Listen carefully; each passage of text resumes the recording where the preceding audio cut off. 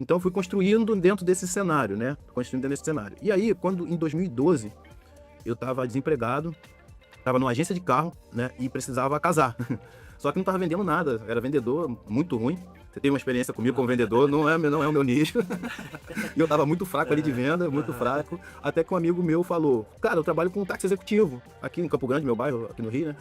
Trabalho com táxi executivo, porque tu não pega esse gancho também? Aí meu pai, na época, tinha um carro do meu pai e da minha mãe. Meu pai falou, tá, vou te emprestar um pra você fazer isso e ver com o que vai dar. Pra mim foi muito mais prático, né? Aquele dinheiro imediato ali.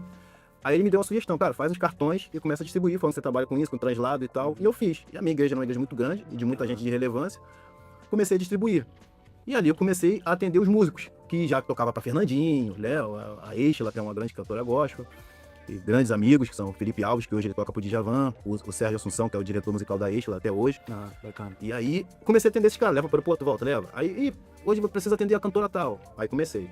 Ah, preciso que leve um cantor lá em Campos, porque não tem voo para lá, então ele vai descer aqui. E aí comecei a fazer esse tipo de serviço. Nisso eu fui estreitando relacionamento, tanto com os artistas, tanto com os produtores, né? Eu tenho essa facilidade de gerar um network, né? Então eu fui sendo agradável para todos eles. Cara, agora eu vou fechar só contigo aqui no Rio. Isso foi escalonando. Quando foi 2019, um produtor muito conhecido, chamado Maurinho Divulga, né, que é um grande amigo, a quem eu sou muito grato. Toda vez que eu vou no podcast, em algum lugar, sempre falo dele. Ele falou, cara, o El Gato vai estar no Rio, eu preciso que você atenda o El Gato. Eu falei, cara, quem é o Gato? Cara, é o Gato do Free Fire. Eu falei, cara, eu não sei nem quem é Free Fire nem quem é o Gato, cara. O que ele tá falando? Não, cara, pesquisa aí, ó. Ele vai estar no Rio, ele vai estar 4 dias no Rio, eu preciso que você atenda ele. Esses 4 dias, para tudo que tu estiver fazendo e tu vai atender ele. Eu falei, beleza. E outra, não coloca preço, deixa o cara falar. Eu, pô, não vou botar preço no meu serviço, mas tá bom. Vambora.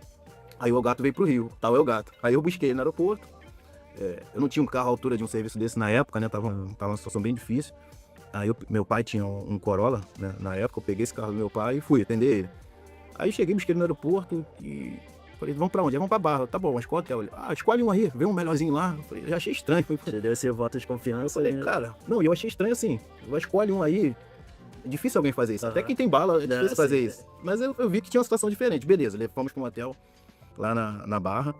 E aí, o primeiro dia, aí eu subi no hotel com eles, né? Ele falou, cara, vou te mandar, me dá tua conta aí, que eu vou te mandar uma gasolina aqui, para depois a gente acerta. No final, vou acertar contigo. Aí quando ele mandou a gasolina, já era mais ou menos o que eu tava pensando em cobrar de serviço pros 4 dias. Aí eu já achei estranho. Já foi até mais aí. Que isso, cara? E eu num perrengue difícil, tava numa situação difícil em casa, porque apesar de todo esse relacionamento, tava muito difícil de serviço e eu só trabalhava com freelance. Só isso, fazendo Uber e freelance. muito O Uber incerto. entrou em 2016, eu já fazia táxi executivo. Em 2016 eu migrei pro Uber, mas esses freelancers assim, tudo incerto, tudo incerto. Cheio de conta, cheio de problema. Aí tá. Aí eu fui ter dimensão quando eu entrei no shopping com ele, no Barra Shopping, e parou o shopping. Parou. Aí eu falei, caramba, só que eu já tenho um instinto meio que de servir. Que são duas coisas que me nortearam. O network, a facilidade do network, né? Que eu acho que não é só...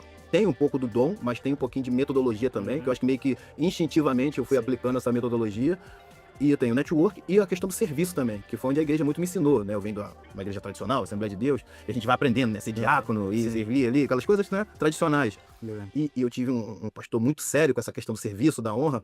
Eu, sem querer, estava aprendendo tudo isso. Com meu pai, meu avô também. E no instinto, quando entrou no shopping ali, eu comecei a aplicar isso, né? Questão do serviço. Controlando a galera, não, calma aí. E ele ficou observando. Porque ele era novo nesse mercado de fama, né?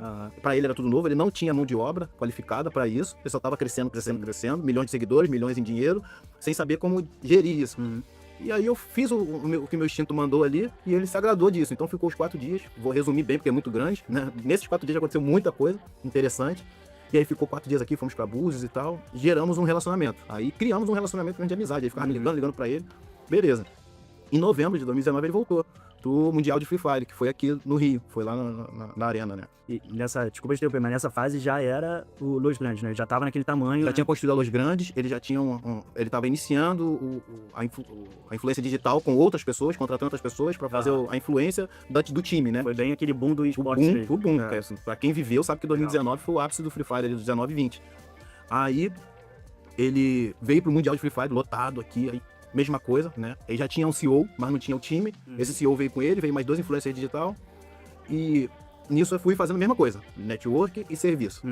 E aí, num dia lá a gente tava num restaurante, no Gran Parrilha, ali na Barra. E ele, não, entra aí, tu vai sentar lá com a gente. Tava a nata do Free Fire ali, tinha a diretoria, tinha os influencers, os pro players mais famosos que já estavam no cenário. Tudo ali. E eu lá, na mesa. Aí, de repente, um dos diretores lá, alguém falou, cara, você precisa partir para o lado das game houses, né? Agora você cresceu muito, então você precisa expandir isso aí, trazer a galera para perto de você e gerenciar isso. Aí ele falou assim, tá, mas quem vai gerir isso para mim? Aí alguém na mesa lá, que eu não lembro quem foi, aí o cara aí apontou para mim, e eu aqui quieto na minha. Aí ele falou, você tem coragem de se mudar para São Paulo? Pra me ajudar a cuidar de algumas coisas lá? Você não tinha experiência nenhuma, a única experiência que você tinha era essa... Gerir. Na verdade, era game house pra cuidar de influencer. Era algo novo, entendeu? Os grandes times, como o Vivo Cage, outros times aí, já tinham uma certa experiência com game house pra pro player.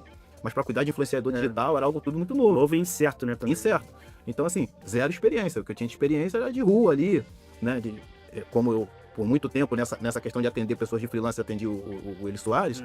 Então, também peguei uma fase dele que ele vinha sozinho, violão e voz, mas já era muita gente em cima dele. Sim. Então, já tinha essa experiência nesse sentido, assim, né? De me antecipar num hotel e resolver algumas coisas, saber se tá tudo certo com logística. Mas isso de cuidar de um time, não tinha experiência nenhuma. Ele falou, você tem coragem, a gente vê potencial em você, todo mundo aqui, ó, te achou inteligente. E eu lembro que um menino lá, que era influencer, o Gide, ele falou assim, cara, ele me chamou no canto, tu fez um negócio que ninguém consegue fazer. Eu falei, o quê? Você contrariou o gato, cara. Eu falei, contrariei, porque ele deu uma opinião, você botou sua opinião de um jeito que ele acabou abraçando a sua ideia. A gente não consegue, ninguém consegue fazer isso com ele. Eu achei interessante, foi meio instintivo assim. Às vezes ele nem percebeu, né? Ele foi não, porque foi induzido. Pela amizade, confiança. Ou então pela forma de falar. Sim. E aí, com isso, falei, cara, se falar pra eu ir amanhã, eu vou. Aí ele riu assim, falou, e sua esposa? Eu falei, não, já aceitou também, vambora. É só que a minha esposa estava grávida. Falei, cara, só preciso ver o meu filho nascer. Só isso. Depois a gente encaminha tudo pra lá. Minha filha, né, que era a minha primeira filha, já tinha um filho. Aí tá, foi novembro, dezembro, ele falou, janeiro você vai. Aí fui organizando tudo, aquela coisa de mudar de vida, aí veio a pandemia. Aí mudou os planos todos. Cara, a gente vai ter que dar uma segurada, mas você vai vir pra cá. Falei, caramba, cara. Aí no meio da pandemia, me ofereceram um trabalho de CLT, um saláriozinho legal, assim, na situação que eu tava. Falei, caramba, isso aqui vai me salvar. Pandemia... Mas lá na Luz Grandes? Não, me ofereceram aqui no Rio um serviço, né? De CLT, numa empresa. Eu já tinha trabalhado no centro esportivo, que era uma empresa pública, né? Então era tipo uma OS pra uma empresa pública. Eu falei, cara, esse salário aqui seguraria a gente hoje. Mas o cara falou que eu vou pra lá com certeza. Aí eu liguei pra ele. Você vai pra lá como influenciador, no caso? Ou já como... Não, eu iria pra lá como um gestor, como manager, né? Assim, como um coordenador. Da garotada. Não faz tudo, não tinha nome ainda. Pra você ter noção, não tinha nome de... Você tinha um cargo, não tinha um cargo. E aí, ele ficou nessa, aí ele falou, cara, você vai vir, fica tranquilo. Eu liguei pra ele. Cara, me ofereceram um trabalho aqui que seguraria minhas contas. Não, você vai vir pra cá e faz o seguinte, vou te mandar uma ajuda aí. Aí começou a mandar ajuda.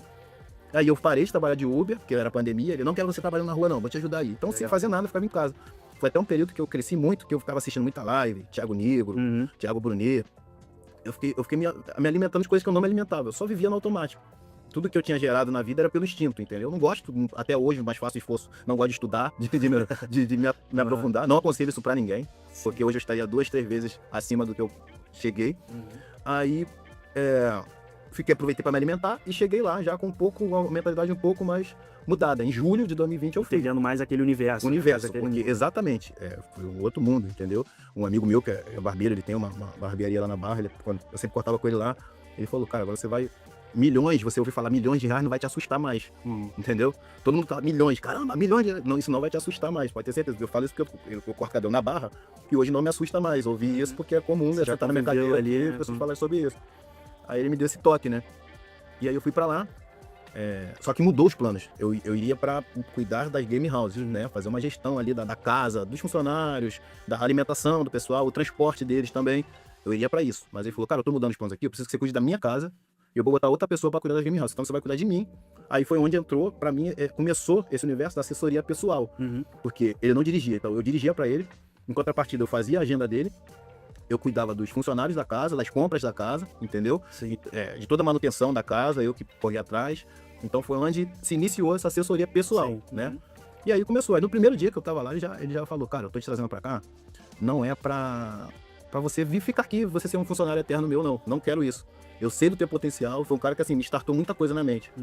E eu sei que eu vou te perder um dia. Ele falou isso, eu vou te perder um dia. Então, aproveita o momento.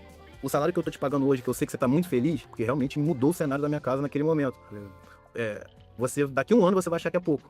E eu não vou achar problema nisso não, porque realmente vai ser porque você vai viver um outro universo. Ele é muito inteligente, ele não tem grau de instrução, né? Acho que nem o ensino médio ele fez. Tem experiência... Mas a inteligência do Rodrigo, né, do El Gato, pra mim, assim, é algo surreal. Assim, tem bastante visão, né? Surreal. Quero que dá vontade de chacoalhar ele, cara, o potencial que ele tem é absurdo, assim, na mente, né? E aí foi de fato isso. E assim, ele nunca me lapidou pra me impedir de se relacionar com quem ele se relacionava. Se ele tava no Alok, eu tinha a mesma oportunidade de conversar com o Alok como ele tava conversando. Entendeu? Os outros influencers, Nobru, o Serol, que tomaram bastante destaque naquela época, o Mau Mau. Eu construí relacionamento com todo mundo, uns mais, outros menos. Mas hoje, aonde eu vejo, eles me reconhecem, Sim. me abraçam. E foi muito fácil pra mim, né? Se desenvolver ali dentro. E aí também começou a gerar autoridade nas redes. Eu, assim, sem intenção, eu me tornei um influencer. Porque eu aparecia nos vídeos que batia 1 milhão em um dia. Aham. E eu era personagem do vídeo, né? Ele me usava como personagem, como motorista, ou com alguma coisa, de alguma forma eu entrava nos vídeos. Foi gerando autoridade, foi gerando mais seguidor, né? Que hoje tá beirando os 30 e pouquinho mil aí. Foi tudo orgânico da galera que vinha. Eu poderia, até tentei por um tempo, gerar um novo case pra mim, que seria o de influencer. Mas dava muito trabalho e eu acabei deixando pra lá, entendeu? Mas me gerou uma certa autoridade pras pessoas e no mercado também.